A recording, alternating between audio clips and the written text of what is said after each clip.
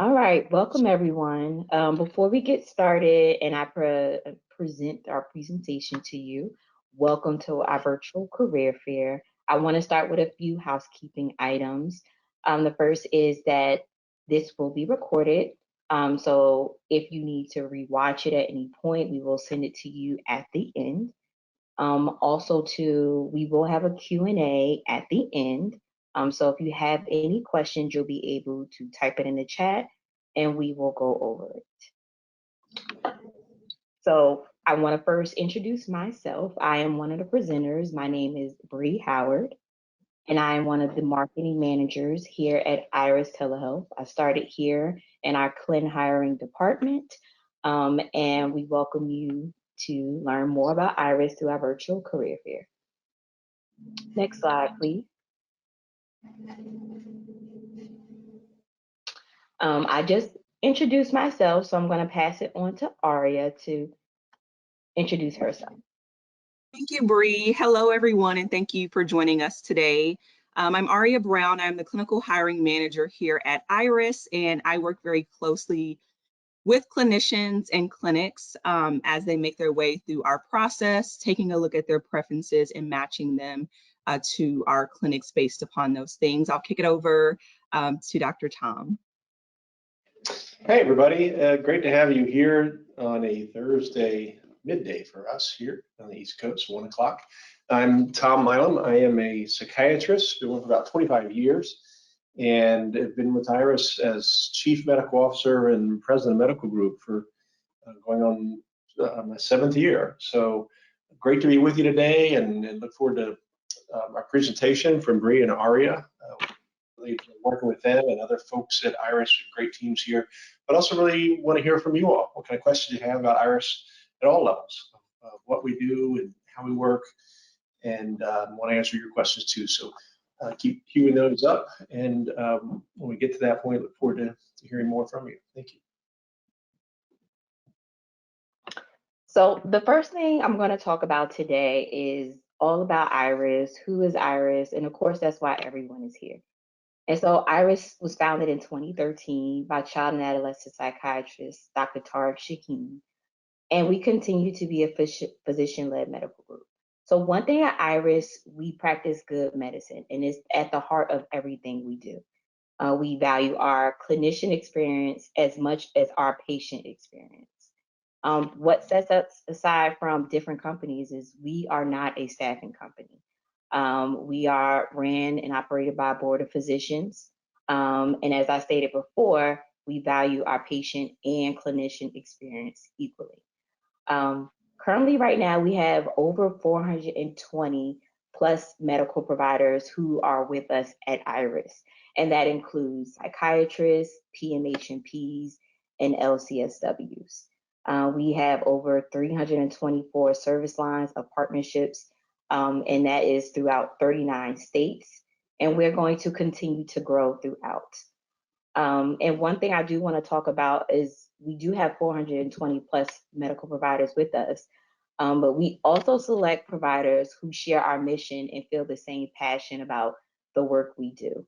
We are now in the foreseeable future plan to be 100% behavioral health focused. And just so you know too, can you go back, Alex, really quickly? Those are some of the awards that we have as far as our company. So they've been up on the slide, so you can take a look at those. Next slide, please, Alex. So here at Iris, we typically have 3 care models and services that we offer to our partners all across our country. The first is scheduled services. And what it is that you get matched with a healthcare organization and you're meeting their needs. A lot of them have staffing shortages or just can't land a psychiatrist or a therapist to come work with them. And we match you not only based off of their needs, but what are your preferences? What are your experiences? How are you trying to grow your career? And you provide them regular behavioral health treatment with a dedicated schedule. But along with that dedicated schedule, you'll have an Iris team that backs you as well too, as far as anything administrative that you might need help with, and you'll have on-site as well too. because all of our partners are brick and mortar locations. So you are not direct to consumer. The next service that we offer is one of our new lines of services is bridge care services. And the reason why this service was created, it was to help stabilize patients from crisis back into their normal everyday life. So we're bridging the gap between ED, inpatient, psychiatry care, and making sure people can go back into their homes and their daily lives. We know a lot of the ball is dropped as far as like inpatient, maybe even ED. You leave, and then where does the patient go? The patient usually circles back into ED. So these bridge care services is trying to literally bridge a gap between stabilizing the patients that we serve. And then lastly, we have our on-demand services, which is a really high focus in our ED. And it's usually a group of psychiatrists who are based in a health system, and you can be based all across the country. It could be multiple states where you're working in, but you have all the backing and support as well too, as far as working ED 100% remotely from home. Next slide, yes. And I'm going to pass it off to Aria now to talk about our providers and the journey that you share here at IRIS. Thank you, Bree. For provider types at IRIS, we do work with psychiatrists, LCSWs, or LISWs, depending upon the state, licensed and marriage family therapists, and licensed professional counselors, as well as psychiatric nurse practitioners. Next slide. For the provider requirements for nurse practitioners, we do have a few. One, of course, completion of a master's degree or a doctorate degree from a psychiatric mental health practitioner program. We also require board certification through ANCC and 2 years of experience post-board certification. I also see that the other ones say live in the US. We do require that as well for our nurse practitioners. For a clinical licensed therapist, and this includes the licensed clinical social workers, LPCs, and licensed marriage and family therapists, we do require them to be available for 40 hours per week, 2 years of clinical experience, and then also they must pass the exam that is specific to their state. I know that there are several listed here. For the MDs and the DOs, we do require a completion of 4-year from an accredited residency program, at least one active medical license. Typically, as a best practice with IRIS, we do want you to be licensed in the state in which you are residing, and then also living in the US or US territory. Though this is not listed, I do oftentimes get questions, is board certification required? It is not. However, we strongly encourage our candidates to be board eligible. Next slide. Let's talk about the candidate journey and what it looks like for each provider that we work with here at IRIS.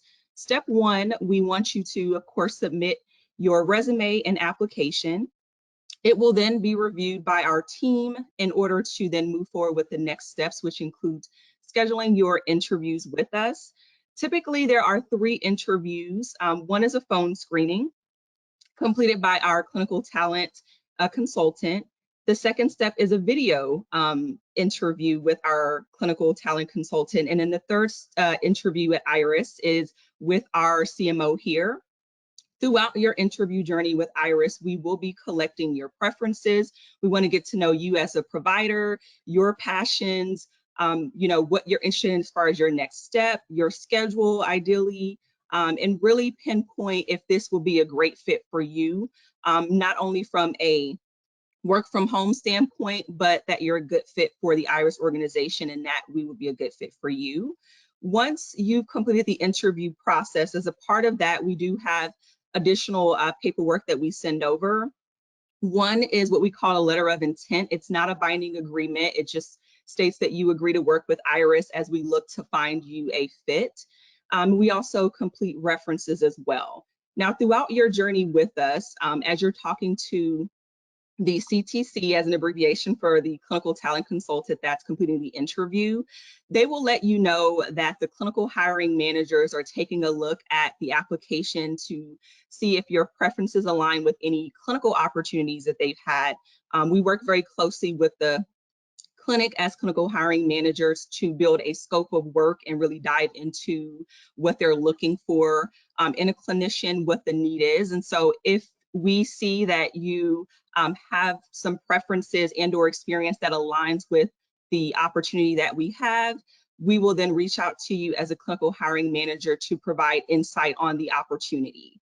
At that point, you've probably completed the IRIS interview process. And so naturally, the next step, of course, would be for you to meet with our clinics. We call this meeting a meet and greet, but ideally it is an opportunity for the clinic and the clinician to get to know each other, to also determine if it's going to be a fit. During the meet and greet, you will have a chance, of course, to ask any questions that are pertaining to the scope of work or anything that you're curious about from a program perspective or culture of the clinic. We want to make sure that you feel comfortable with this fit. We also want to make sure that it aligns to your preferences. And so you will have a chance to meet with the clinic. If all goes well and it is a great match, we then move forward with sending over the contract agreement as well as the scope of work service summary. We want to make sure that you and the clinic agree upon the work and that you're ready to move forward.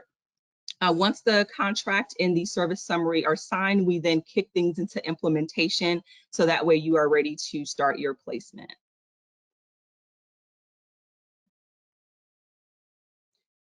Awesome. So let's talk about the benefits and perks of working with IRIS. We do provide benefits, so health, dental, and vision. In addition to that, we have life insurance, a 401k match, which I believe is for us 3.5%. We also have PTO. So with our PTO, we offer up to 4 weeks in addition to 6 paid company holidays per year. We do get this question often, but does IRIS provide equipment? Absolutely. We want to make sure that you have the tools that you need to perform the job duties. In addition to us providing the equipment, we also have 24/7 IT support for any troubleshooting issues that may occur. In addition, there are a few stipends for office expenses. So of course you have your standard equipment, but if there's anything in additional that you'd like to get for your office, be it a standing desk or a certain type of chair, you definitely are able to do that with the office expense. And we do provide a stipend as well for the continuing education credits as well as malpractice insurance. As a part of our ongoing support here at IRIS, one of the things that I feel is really a stand apart from other companies is our white glove support throughout your implementation, licensing, credentialing, and ongoing management once you are placed at a clinic. We do have what we call clinical onboarding managers, and they are pretty much the liaison between you and the clinic. They help with the day-to-day operations such as onboarding, training. They're there if you have any questions about your placement. Once you're placed, if there's any concerns or issues that arise, they're certainly there, and they are a part of your IRIS support as well as an advocate for you as an IRIS clinician. In addition, I think one of the things that's really great about the credentialing side of it is we do have a team that will assist with licensure. So let's say you need to get a license for a specific assignment. They will submit that on your behalf. They will also work hand in hand with the clinic to help you credential, as well as renewing any licenses that you need for your placement. Okay, so I know earlier I talked about, when we hire our providers, and I stated we have over 420 plus providers, we want them to have the same mission and value as we do. And I didn't go into it in the beginning, but I'm going to go over our core values now, that not only our providers that we hire really live by, but also as corporate employees, we do as well too. And Dr. Tom and Aria, please feel free to jump in at any time if you want to discuss any of your favorite core values as well too. So the first one is people over all else. So here at Iris, we really value our relationships with our employees and our organization. So we act with integrity and respect. We want to do the right thing. And so whether we're internal employees or external, um, we have our competitive advantage as being that, as we put our people first. As I told you, we talked about not only our clinician experience is important, but our patient experience as well too. And we understand that it is strengthen our team. So when we put everyone else before, any other needs, everything gets done. The second one is suck less every day. And I know it sounds really hard on the ears. So we typically abbreviate it to suck less every day to SLED. And it's just about a journey towards excellence. So even though may not do your best or you may have found an error, we want you to be able to feel like you can correct it and we can grow from it. Or maybe there was something that we could have done better. We're all about being growth and having growth within ourselves and being dedicated to a continual improvement in everything we do as individual people. The next is execution is queen and king. So our ideas alone produce nothing. So we want to put what we're thinking about, being innovative in this industry, bringing our new ideas, new lines of services. We want to really put them into action. So in hard work, we really want to accomplish those real results. So what we do is what we say we will do. It's really just as simple as that. The next one is be quick, but don't hurry. So we want you to move as quickly as possible, but not too fast that you're sacrificing your quality of care. And that's for everything that we do as well too. I know we are not actually impacting the life of patients, but we do realize that we are impacting you as far as finding your next career goal and your next job. And so, with that being said, we want you to know we want you to work as quickly as possible, but finding the balance between working fast and not sacrificing the quality of care. And then the last one is love your work, live your work. This is probably one of my favorites because I know personally when I'm not passionate about what I'm doing, I tend to lose my focus. I tend to lose my drive. But when you're passionate about what you do, and that's everyone here at Iris, we put our hearts, our minds, our souls into our works. And what happens with that is we produce results that we are very proud of.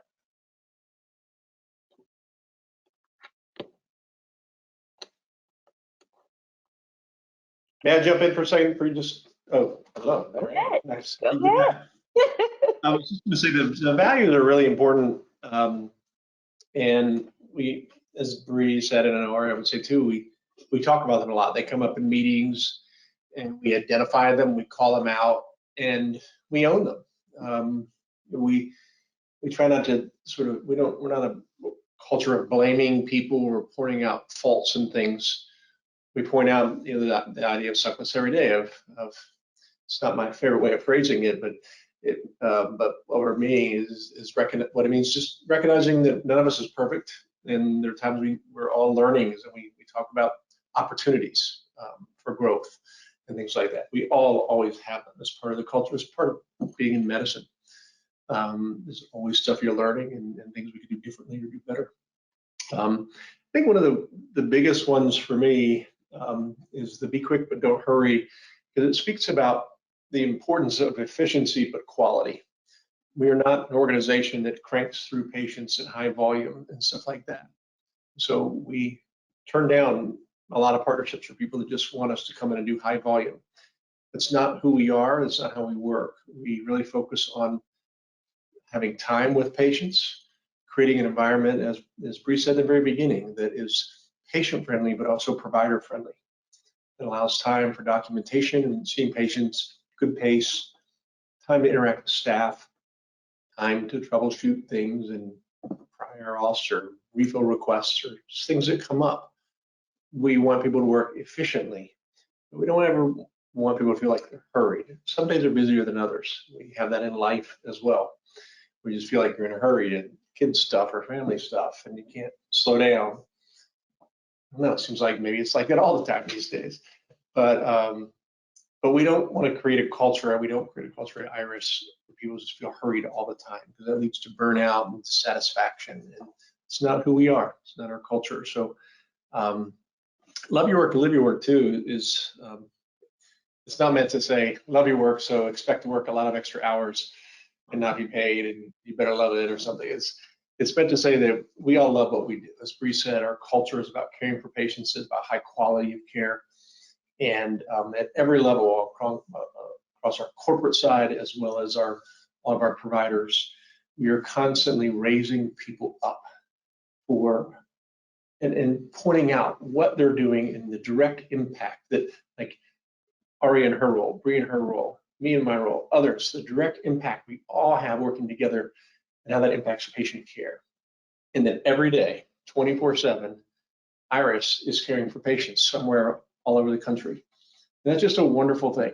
We are all about creating access to care, and not just any care, high quality care, and access to support for our providers, and access to praise and being treated with dignity and respect as patients want to be treated. So just wanted to raise those things up, that those are like behind a lot of the values. Is a lot of meaning and a lot of culture around what we do, and the folks that enjoy joining Iris, and that you're really become part of our family. We really see it that way.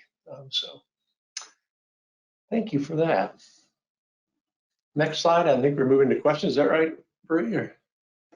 Yes, we are moving to Q&A. So if you have any questions, please feel free to enter them in the chat. We're here to answer them for you.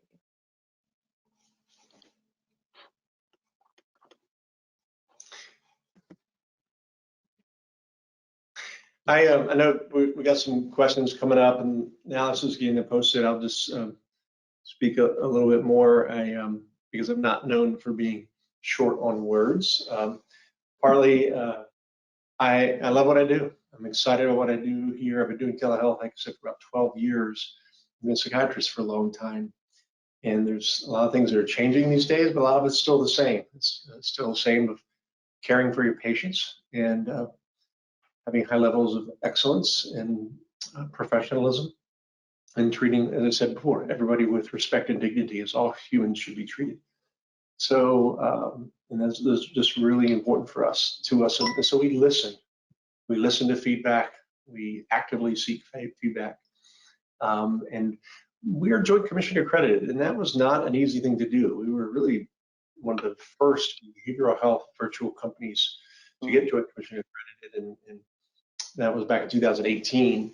And we worked on that for almost 2 years, and we've been recredentialed, and I'm on the Behavioral Health Advisory Committee for the Joint Commission, because they recognize that behavioral health is different. When we went through our Joint Commission credentialing, for those who know about Joint Commission or been through this kind of things, it wasn't designed for virtual care. I mean, we almost had to help rewrite all the questions to reflect what we did and how we did it. And so it took a long time, but it's done so well that they've looked to us to help really shape standards around virtual care, and now have like that as a separate division within behavioral health for the Joint Commission. And it holds you accountable to things, to high levels of standards and things. But in Iris, we just think that's just good care anyway. These days, we try to be especially vigilant about suicide assessments, checking in with people, and asking questions, listening to people carefully and making sure they're safe, and also really paying attention to social determinants of health, and how they affect people's lives and their ability to access care, and looking at ways that we can assist with that in any way possible. And I love the creativity and the energy that our teams bring to patient care. I met with a provider this morning in our on-demand service and talked for almost an hour about AI, ambient listening software, data management and tracking, ways to sort of fuse data and data analytics into clinical care. I mean, it sounds like, yeah, of course, everybody's been doing that. But how do we do it at Iris? And how is it meaningful? And how does it not feel like, hey, now they're watching over my shoulder, seeing how many people I'm seeing a day and counting it and evaluating me? It's not about that. It's about being able to capture and feature what we do and how we do it, and celebrate that. So it's really cool to look at being creative. Robotics, computers. How do you see patients in the rooms in hospitals that don't have cameras in them already? It's a pain for nurses or staff to move the camera in emergency room and stuff. How do we do it in the future? They redesign hospital beds, flip up a camera like you have on an airplane with a I have a video about like airplanes. As I've said all that, we've had a bunch of questions come in. So I'm going to go through a few of these, and I'll ask you guys to chime in as well. Okay. A couple of easier ones and short ones here. Are we currently hiring psych NPs? We always have new work coming in, and so I always have people check in terms of what we're hiring. So, Aria, do you want to speak to that at all, or are we all? Yeah, absolutely. So yes, we hire nurse practitioners. Right now, we are very much so honed in a few states that have nurse practitioner needs. I know one of which tends to be California. We don't get a shortage of opportunities in that particular state, and a few sprinkled throughout. Typically, if you apply as a nurse practitioner, if we don't have any opportunities in the state that you are currently licensed in, there are a few things that can happen. We may, give you the information about Iris and place you on a hold. And when we do have opportunities, we can certainly reach out to you. If there's an easy way for you to obtain a license in one of the states in which we are hiring nurse practitioners, then we will present those options to you at that time.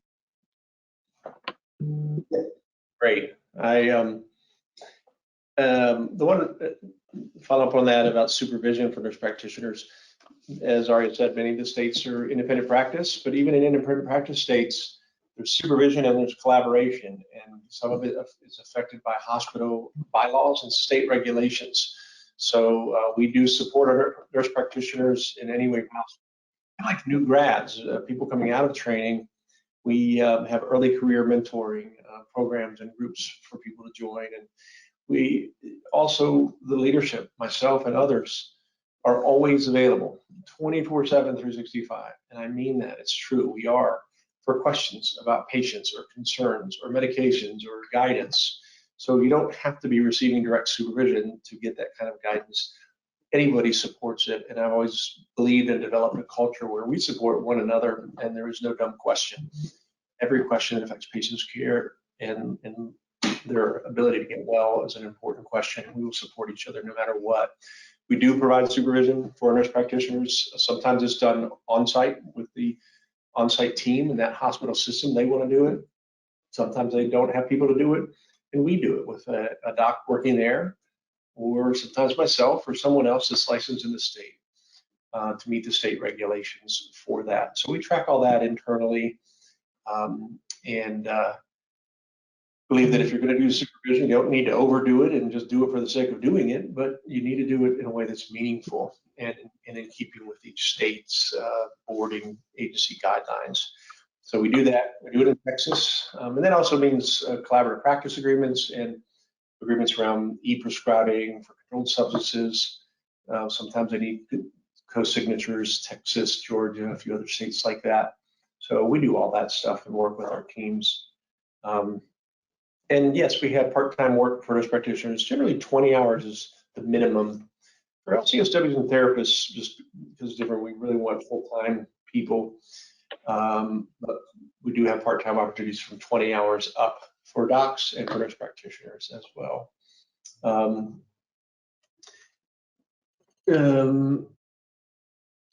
Aria, is a good question here. I don't know if you're seeing this one. I've gone through most of the process and got a letter of intent. Does that mean I've been hired and just awaiting pairing with a brick and mortar?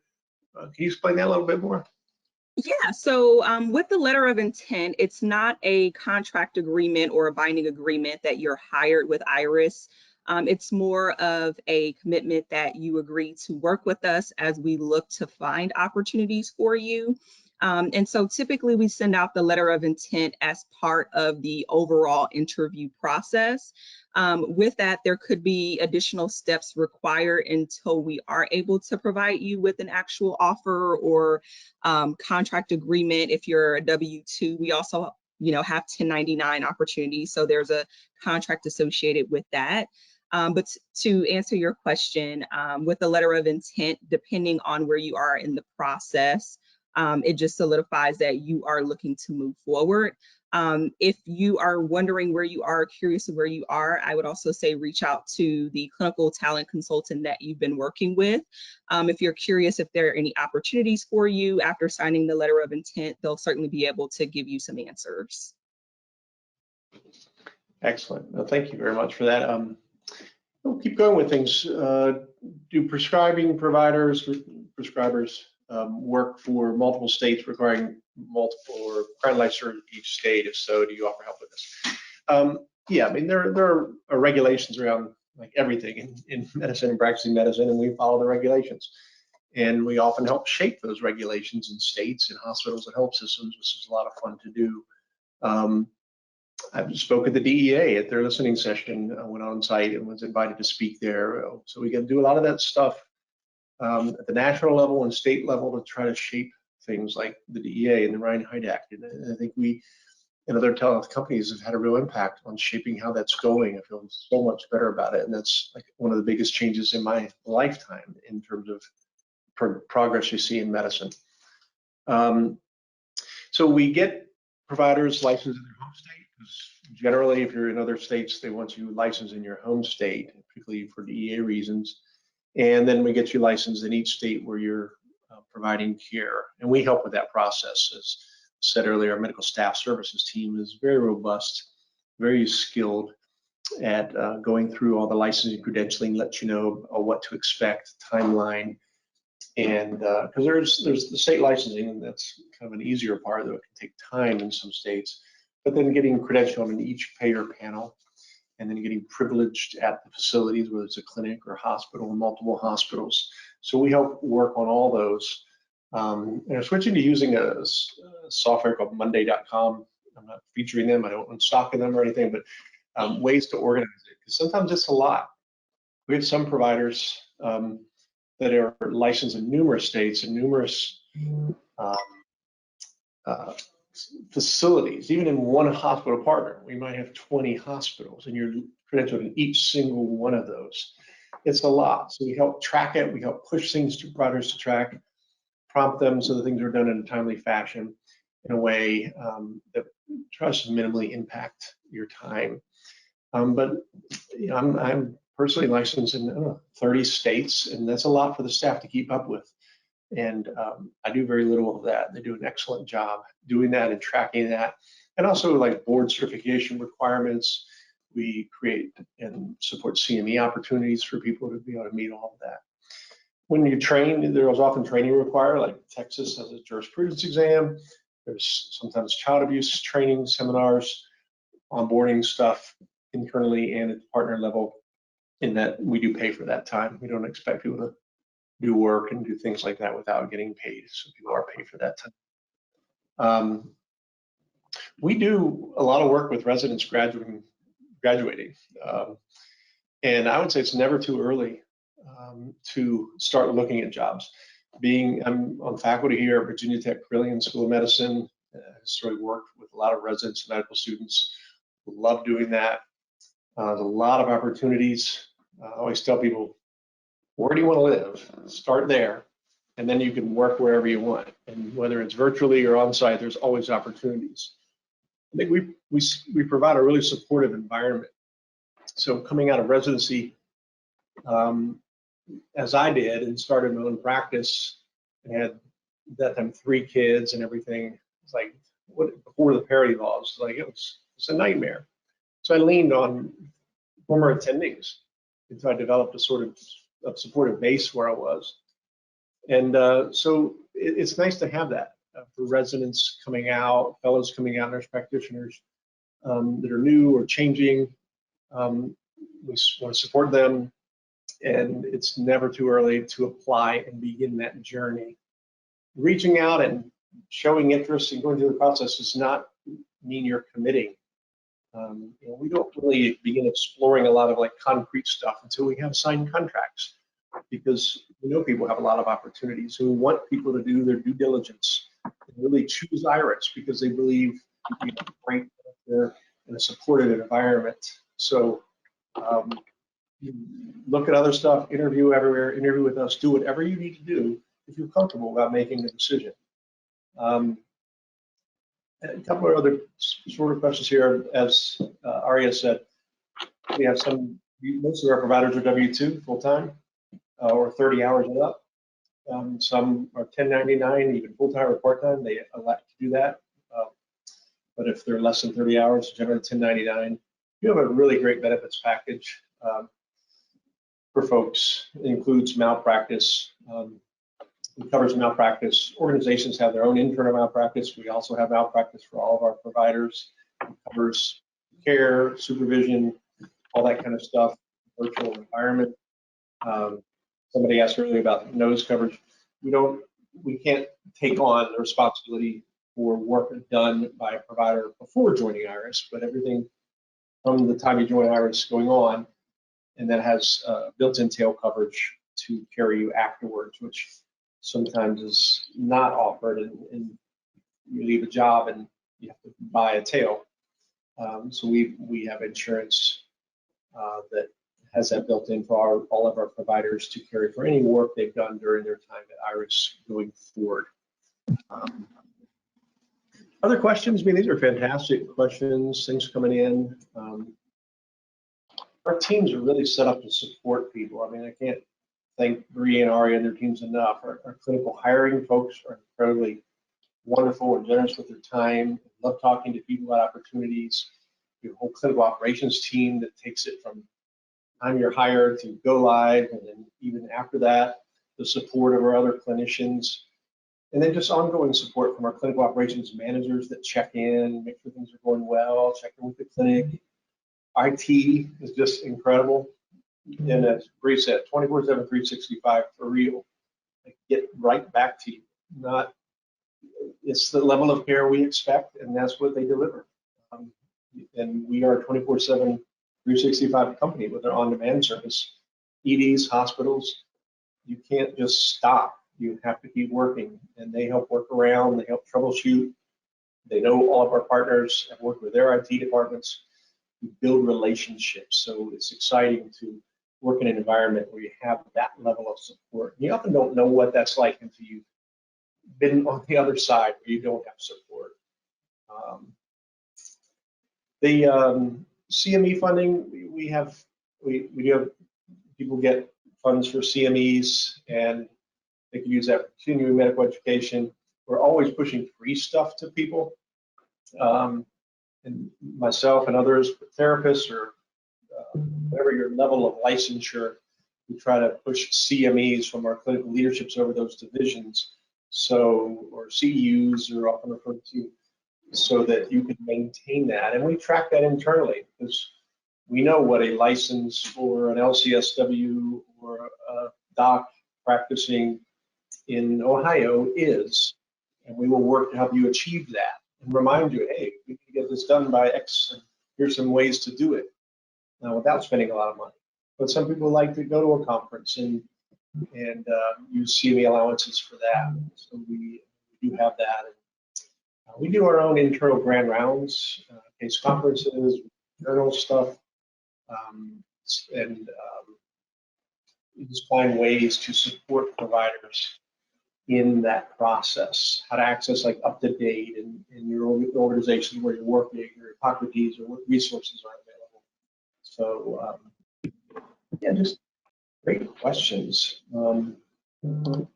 Aria, there was a question about the LCSW, LPC open positions for a virtual bridge care clinic. Did you want to speak more to that? Yes, we do have current openings right now for LCSWs and LPCs. The position is going to be early 2024, March, April.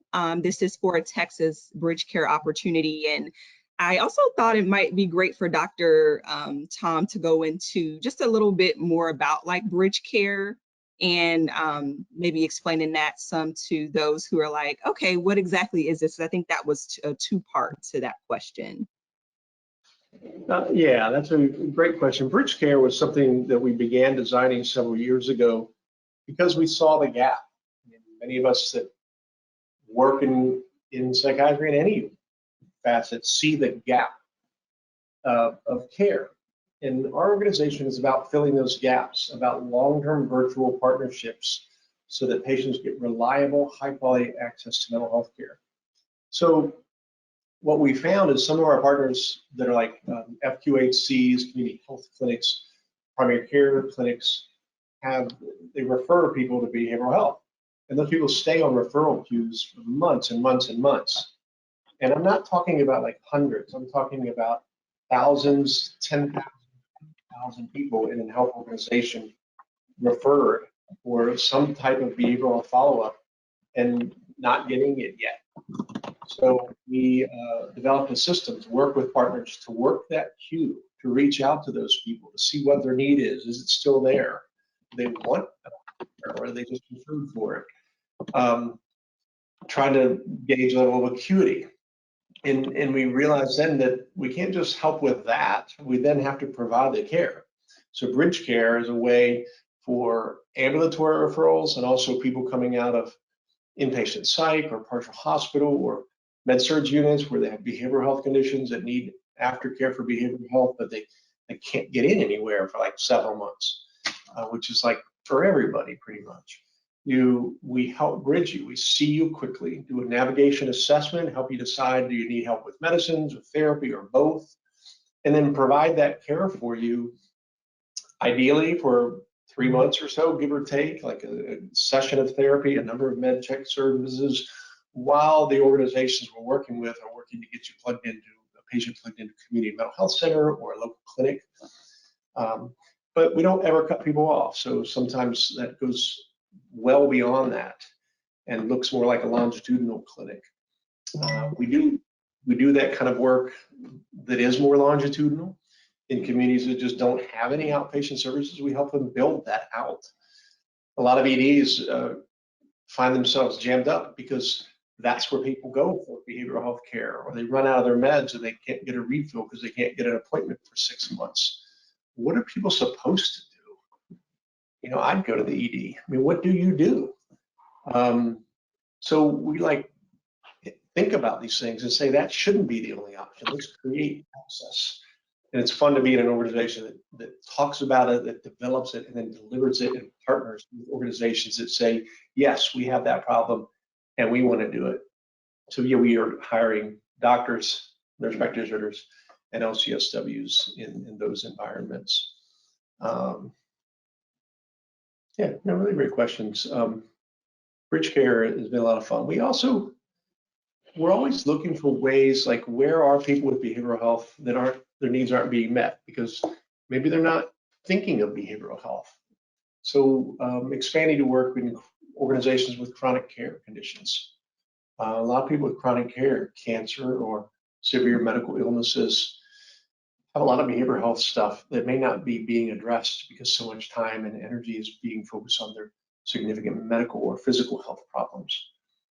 We make sure that those organizations feel empowered to address mental health issues and have the support to offer to provide patients those services that they need. And it's really been a meaningful partnership. Personally, I see that's kind of the way things are going, like value-based care, future payment modeling, at risk, capitated care, all these different terms that are used. But it's all about how do we get high quality care to people that need it most and do it in a cost effective manner without burning people out.